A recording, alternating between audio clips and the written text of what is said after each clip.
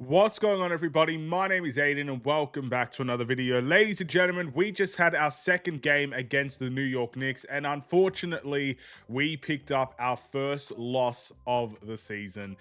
That's right, ladies and gentlemen. The Chicago Bulls, as we stand right now, are 5-1. Now, ultimately, is this the end of the world? I always ask this question, especially with such an amazing start. We do need to discuss because it is our first loss. I don't think this is the end of the world, ladies and gentlemen. In fact, I think if you ask 99% of Bulls fans, or even 99% of Bulls content creators, because I've been seeing a lot, I've been watching a lot because of how exciting the Bulls have been. If you ask most of them about this game against the Knicks, would we have won the second game? A lot of people probably would have said no. And that's exactly what happened. Now, there's a couple things I want to take away from this game, but the most important thing I want to see from the Chicago Bulls team now is how do they respond? Because it's all sunshines and rainbows when we win. It's a beautiful sight. It's a love story in many ways. Everybody's just smiling. Everybody's been happy. You're just in the first part of your relationship, and it's just so beautiful, and it's so exciting, and it's so fun, and it's so new, and all these things. But now that the dust has settled, the Bulls' undefeated streak is over. We are now 5-1 on our season. The real question now is, what happens next? How is that response? Do we retaliate by coming back stronger than ever and picking up a big victory in our next game? Or do we revert back to what, in the end, hurts us the most? And that is really bad, poor game, patterns of play, really poor and bad shots, poor defense, especially. Maybe it's isolation, whatever it is. Do we revert back to that? Because if we do, then it goes to show that maybe this 5-0 start that we had cannot be sustained. But if we respond well in our next game, and then the game after, and then the game after, and all of a sudden, maybe if we win or lose them, you still see patterns of play that you really like. You still really see that intensity on defense. You still really see the combination of so many players putting their best efforts in there with multiple players in double figures. Yeah, sure, you might walk away with some losses. You might walk away with some wins. But if you see that pattern of play and that response after your first loss, you have something that could be set in stone for the future and for this season as well. That's what I want to see, ladies and gentlemen. But let's talk about this game against the Knicks in this video. Before we get any further, if you like the video and you want to see more from me, drop a like, drop a follow, and or subscribe if you are new. And let me know what you guys think about the Bulls game today. Your player of the game as we lose this one, 128 to 116. I just want to say, you can put up a lot of reasons why the Bulls lost this game. I've heard a lot of people say free throw discrepancy and foul calls. And sure, you could definitely have something to say in that regard. But I truly feel like the big reason why we lost this game was just purely the fact that the Knicks came in all guns blazing. And I don't care who you're facing. I don't care if you're facing the New York Knicks or you're facing the Washington Wizards or you're facing the Sacramento Kings or you're facing the Utah Jazz. If any team comes out shooting 60% from three for the majority of that game, there is a very high chance you're losing that game, no matter how good or bad you play in return. Unless you're shooting 60% as well, you're not winning that sort of game. It's very difficult to beat a team that is shooting all guns blazing. You know, you could put it down to bad performances if you like. A lot of people do. You can put it down to certain areas in which the Bulls didn't participate in very heavily. You could put it down to the fact that we didn't have Ayo Dosunmu, who of course is a massive part of our bench unit that brings a lot to the table and obviously can help impact winning. You could put a lot of things onto this loss. But if any team comes into their home or anywhere and shoots over 60% from three on the attempts that they took and just offensively had the incredible game that they had, you will probably lose in return. So yeah, we lost. It is what it is. They just came in, they played really, really well. You have to give respect where it's due. They're an incredible team. They had an incredible night and they had an incredible victory. But from the Bulls side of things, even though it wasn't perfect, we did not get battered in this game. It was very similar to the first game in the playing tournament. The Knicks dominated the game in terms of the score in regards to we never took the lead really outside of the first quarter. It was the exact same in that playing tournament game against the Knicks that we had when we won. We didn't give them the lead the entirety of the game up until the first quarter. The first quarter was the only time the Knicks had the lead in that game. So it was very similar in that regard. But yeah, the Knicks was just unbelievable on offense. And for the Bulls, I think you have to give some critiques to the defense. It was kind of sloppy. It wasn't perfect. I mean, the Knicks had a lot more free throws than the Bulls, and I do put that down to defensive liabilities every now and then. The Knicks are a good free throw shooting team. They didn't miss a free throw in this game, but most importantly, they know how to get to the line. This is experience, ladies and gentlemen. You could say it's the ref's fault, but it's experience more than anything. The best teams in the league knows how to get to the line. I mean, the reigning champions in the OKC Thunder, they literally get to the line so often that it's become a meme in the NBA and people can't stand them. Do you know what I mean? Do you understand what I'm trying to say? It's experience. It's playing to the refs and everything in between. And I'm not going to bash a team for doing that because the Bulls should be learning and replicating and doing the same things. I want to see the Bulls get to the line more often. And even though we didn't see it today, I have complete faith that we could see it in the future. So a big reason for that is, yes, definitely the free throws and the three-point shooting we've already talked about. But the Bulls' sloppy defense allowed those things to happen. So, yes, you could take big critiques away from that.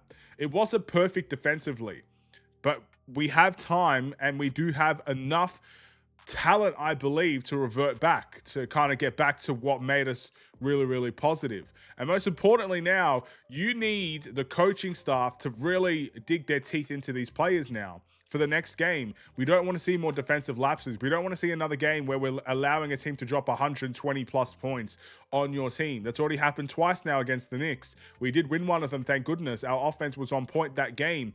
But you're not going to have your offense on point every game. In fact, our offense was really good today. We still had 7 people in double figures, if I'm not mistaken. I mean, we could take a look at the stats just to be sure. But we had Isaac Okoro, 14 points. We had Matas Bazelis with 14 points and 7 rebounds. So I talked about rebounding on one side of things in that last game against the Knicks. And, you know, I never said he was a bad rebound or anything like that, but I kind of wanted him to focus on being in those places to grab rebounds and kind of crashing in or linking in, if you know what I mean, to go and grab rebounds. And even though he had 0 in that last game, he had 7 today. So how can I complain about his rebounding capabilities? Vucevic with 17 points and 14 rebounds, 4 assists as well. Josh Giddey with a triple-double, 23 points, 12 assists and 12 rebounds. Trey Jones, 15 points, 5 assists, 2 rebounds. Patrick Williams with 11 points. And we got Jalen Smith with 12, alongside of Kevin Huerter's 7 points as well. So, yeah, maybe the bench production wasn't as good as it used to be at the beginning of the season, but you're getting a good chunk of points from the bench as well. I mean, again, without Io, of course, but you're getting 12 points from Jalen Smith. You're getting 11 points from Patrick Williams. So that's already 23 points, not to mention Kevin Huerter's 7 points, which is 30 points. And then Dalen Terry had 3 points, and some of them is probably garbage time minutes as well. It's still all right. It's a good bench performance. It's an okay bench performance as well. But yeah, like, our offense wasn't, in my opinion, the biggest issue today. But like I said, not everything is going to help offensively every game. You're not going to always have the best offensive nights. You're going to have nights where you don't perform to your capabilities, or where you look a little bit stagnant, or where you kind of look like you don't really know what you're doing, or whatever the case may be, or you're relying on someone to bail you out when you're not having a great game. But yeah, defensively, we need to dig our teeth into this team to kind of make sure the emphasis will always be to focus on that physicality, to focus on keeping your defensive structure well, playing great team defense, help defense, and all of that. Because in my opinion, that's where the sustainability is. Offensively, I have no doubts we'll get back to where we need to be. I have no doubts in our offense whatsoever. But if we're going to get continual games where we're beating great teams, it has to be defensively. That's where I think our consistency will be. We'll have to wait and see if we can do it, ladies and gentlemen. But honestly, I'm not really mad about a game like this. I can't be mad about a 5-1 start. I know a lot of people will look and blame and pick things to kind of look at and say, this is just disgusting. The Bulls are going to never be a serious team because of this or whatever. 5-1. Name me one person that said the Bulls would be 5-1. Name one person that would say the Bulls were going to walk into the season, beat Detroit, beat Orlando, beat Sacramento, beat the Knicks, and I'm missing one, I'm sure, beat the Hawks. 5 fairly decent teams. And I consider the Kings a decent team as well. Like I said, if they're in the East, they're making the playoffs. I really believe that. So 5 decent teams that we played and we beat, including the team that we lost to today. So I really don't want to hear much on the negativity side of things. Not after one loss, after this incredible streak that we had. The only team in the East, by the way, we were the last team in the East to lose a game. We need to be proud of our team. Even in a loss, we need to find a way to be proud of our team. Yes, it's not always good when you lose. No one likes to lose, right? No one likes to lose. So I'm sure today we'll all feel it, but tomorrow we got to get back on track and start supporting this team again. We go again as fans, just like they go again as players. They have earned our support from this start. And I'm sure they're thinking the same thing. They don't want to lose that support. They don't want to lose that faith and that hope and that belief. So I really believe next game they're going to bring everything to the table. And let's just hope it is going to be enough. Our next game, by the way, we're going to take a look at this before we go. My player of the game is Josh Giddey, by the way. A triple-double always speaks volumes. And we got the 76ers next. That's a tough game. I think they're the second team. I think they're 5-1 as well, if I'm not mistaken. Maybe they're 4-1. They're 5-1. So they have the same record as the Chicago Bulls. They've got Joel Embiid back, who a lot of people are very skeptical on, but they've got their rookie who's been phenomenal for them. Obviously, Maxi's been great for them. They've got a good, solid bench unit as well. They've got depth. They're going to be a tough team to beat. And historically, we don't beat Philadelphia. You know, it took, 7 years to beat Philadelphia with Joel Embiid in the team. We eventually did it. So, you know, I guess that monkey's off back at this point, but we don't historically beat Philly. So if you can walk into that game and beat the Philadelphia 76ers, you're already doing what you couldn't do in previous years. It just adds more belief to the team. I really believe that. See what I mean? And with that being said, thank you guys for watching. I'll see you guys tomorrow for a Bulls Weekly, which I should have done today. I just one day delayed from the game reaction in that NBA Cup game, and everything just goes thrown off schedule, man. 1 day delay, 1 day of me forgetting to make the video. That's all it took. And we're a day behind now. So Bulls Weekly will probably do we have a back-to-back? It's not a back-to-back, yeah. Yeah, it's not. So Bulls Weekly will be tomorrow. And then the 76ers game reaction should be the day after. Have a wonderful and safe day, everyone. Stay safe, stay healthy, and stay tuned for more. Take care. And peace.